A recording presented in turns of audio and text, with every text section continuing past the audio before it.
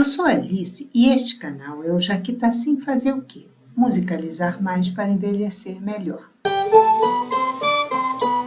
A esquadra que trouxe a família real portuguesa para o Brasil em 1808 teve escolta e proteção da invencível Marinha Real Inglesa. Em troca, Dom João VI abriu os portos brasileiros ao comércio. Nações têm interesses, não amizades, desde sempre. Nós viramos tipo a sede do Império Colonial Lusitano, provisoriamente. Dom João VI retornou a Portugal 13 anos depois, em 1821, por causa da Revolução Liberal do Porto, que iniciou no ano anterior com o objetivo de acabar com o absolutismo, instaurar a monarquia constitucional e restaurar a condição colonial no Brasil. Isso porque as finanças portuguesas estavam em crise sem as riquezas que a ex-colônia havia fornecido por 3 séculos. O rei obedeceu, mas deixou seu herdeiro Pedro como regente no Brasil. Isso mantinha a nossa situação como um Reino Unido. A nova elite de Portugal passou a pressionar para que Pedro também voltasse. Mas a elite brasileira também pressionava para que o príncipe liderasse o nosso movimento de independência, que já estava em curso, com manifestações acontecendo para todo lado. A Revolução Pernambucana de 1817 foi considerada a mais importante delas. No meio desse puxa para lá, puxa para cá, estava Pedro, que havia nascido português e crescido no Brasil. A recusa do príncipe a acatar o comando da metrópole para abandonar o Brasil ficou conhecida como Dia do Filho, 9 de janeiro de 1822. O oficial português Jorge Avilés Tavares, encarregado de dar este ultimato ao príncipe, organizou um motim com cerca de 2.000 soldados. Pedro mandou mais ou menos 10.000 da Guarda Real para cercar o tal motim. Derrotado, foi o oficial português quem teve que voltar para Portugal. As pressões portuguesas continuaram. A chapa ia ficando cada vez mais quente. O típico ou vai ou racha. Rachou e foi a princesa Leopoldina, a esposa de Pedro, nascida na Áustria, que estava na condição de regente interina. Foi ela quem assinou o decreto declarando o Brasil oficialmente separado de Portugal em 2 de setembro. Então ela mandou uma carta ao príncipe que estava viajando. O fruto está maduro, dizia ela. Segundo Sérgio Porto, no seu Samba do Crioulo Doido, a Leopoldina virou trem e Dom Pedro é só uma estação. E isso lá no Rio de Janeiro. O Laços Fora Soldados aconteceu no dia 7, às margens do rio Ipiranga, e foi escolhido como data oficial para as comemorações.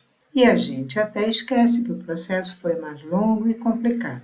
Em 1º de dezembro, o príncipe foi coroado imperador e recebeu o título de Dom Pedro I, aos 24 anos de idade. A consolidação da independência levou 3 anos. As tropas brasileiras tiveram que enfrentar as tropas imperiais portuguesas em batalhas que aconteceram em todo o território nacional.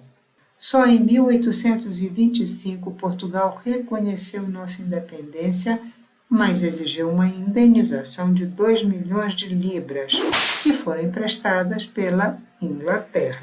Foi a primeira dívida externa brasileira.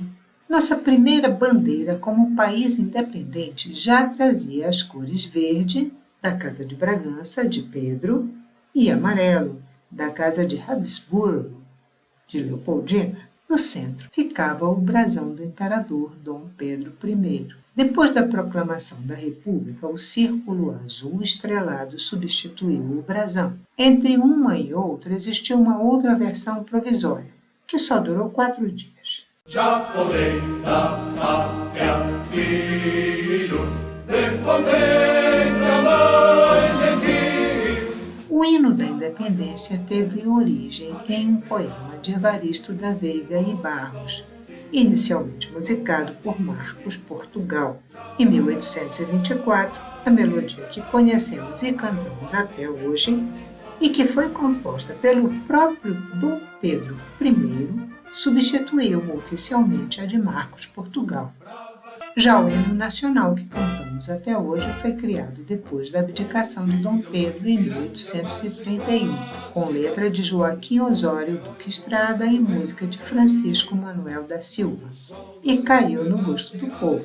Tanto que, quando depois da proclamação da República, Deodoro da Fonseca promoveu um concurso para escolher uma nova versão, o povo simplesmente recusou o hino vencedor. De Leopoldo Miguez, Deodoro se rendeu ao clamor popular, mantendo o hino antigo, mas acolheu também a nova versão, que ficou sendo o hino da Proclamação da República. 7 de setembro é comemorado desde 1822, mas só foi transformado por lei em feriado nacional durante o governo do presidente Eurico Gaspar Dutra, em abril de 1949.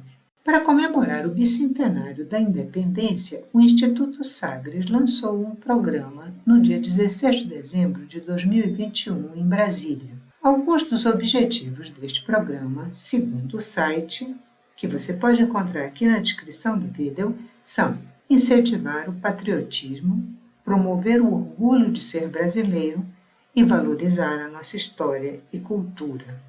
Parece oportuno num momento em que a chapa está esquentando no panorama internacional, com guerras entre grandes potências e ameaças explícitas à nossa soberania principalmente sobre a Amazônia brasileira. Vira esse olho gordo para lá, gente! No próximo vídeo falaremos um pouco sobre a relação entre 7 de setembro e a música Marcha Soldado. Será que tem alguma?